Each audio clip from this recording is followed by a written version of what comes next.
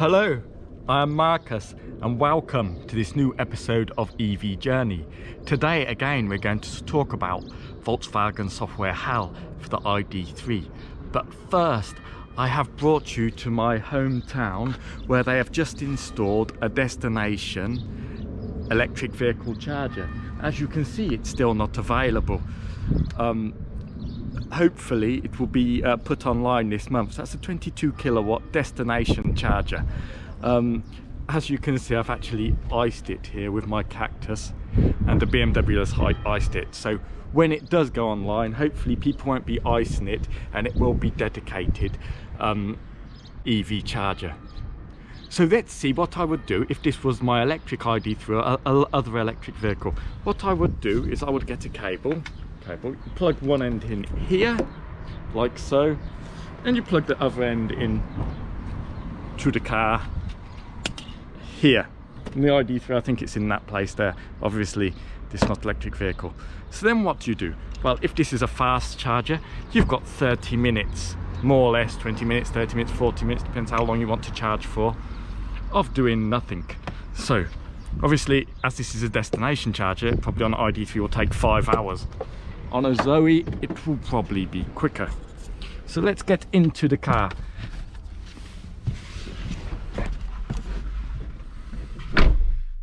So you have 30 minutes of doing nothing. So they say, well, the ID.3 will come with Spotify, perhaps even Netflix like the Tesla. The Tesla actually comes with Netflix and other stuff. And if they've got software problems in the ID.3, do we really need at this stage for them to have Spotify, Netflix, those kinds of things? Perhaps we don't. So I'm going to show you how to turn any car into a Tesla. So basically, we're in the car for 30 minutes. We could go and eat, or we could watch a film on Netflix. So all you need to do this, and most people have got it, is either a smartphone, and most people have smartphones, but to get the better Netflix experience, why don't you just stick a tablet to your car? This is an Android tablet, but an iPad would be fine. Link it to your phone, or even download the episodes before going out. You can do that with Netflix, and there you see it. You've converted your car into a Tesla. But seriously, why do we have to have huge tablets and pay lots of extra money to have a tablet when most people have got tablets in their cars at home already?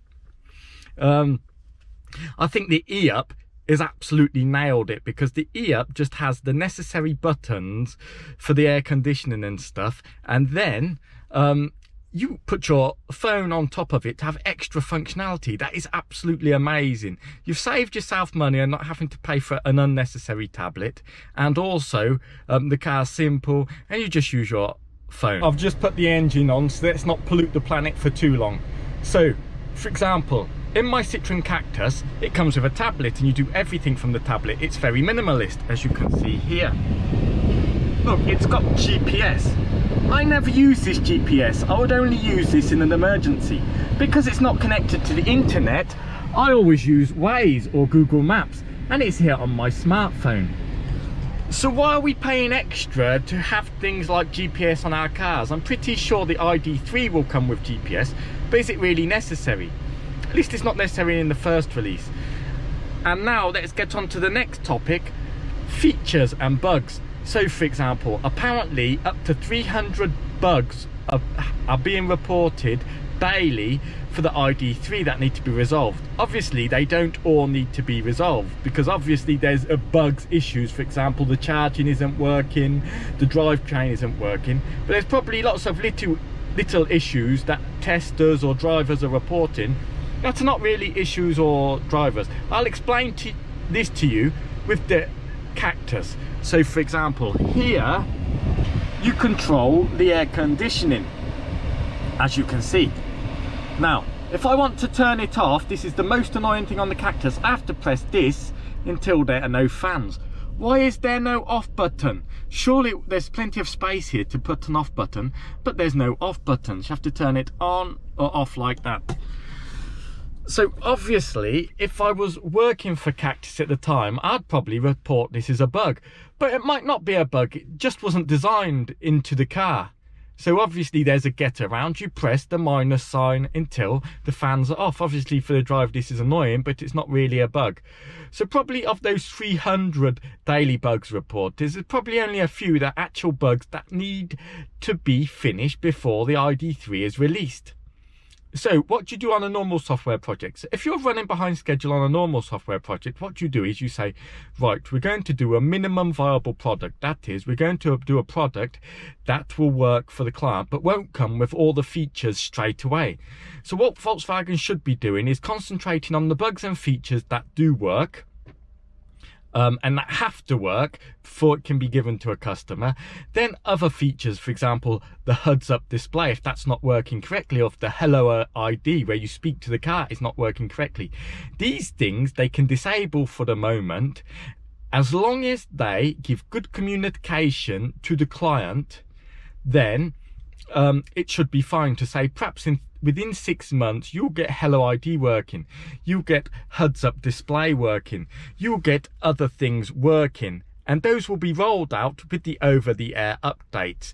So I think it's very important for Volkswagen, if they are having issues, to disable some of the features. For example, if the charging points on the GPS are not working, disable that. If Apple Play isn't, if the Apple CarPlay or Android CarPlay isn't working, then disable it, and then once it is working, add it. And why do we need all these extra features when most people have them on phones and tablets anyway? But that's probably another discussion, you know. I think it should be minimalist to save us money. Why do we even need a tablet when we've got the e-up idea? But for the software, Volkswagen need to get these cars into people's hands in the summer as they have promised, and the best way to do that is to go minimalist and only give the required functions, so the car's working, the battery management system's working, everything else, and the other extra features or gold plating, then that can be set afterwards. Thank you for watching this episode, and please subscribe below.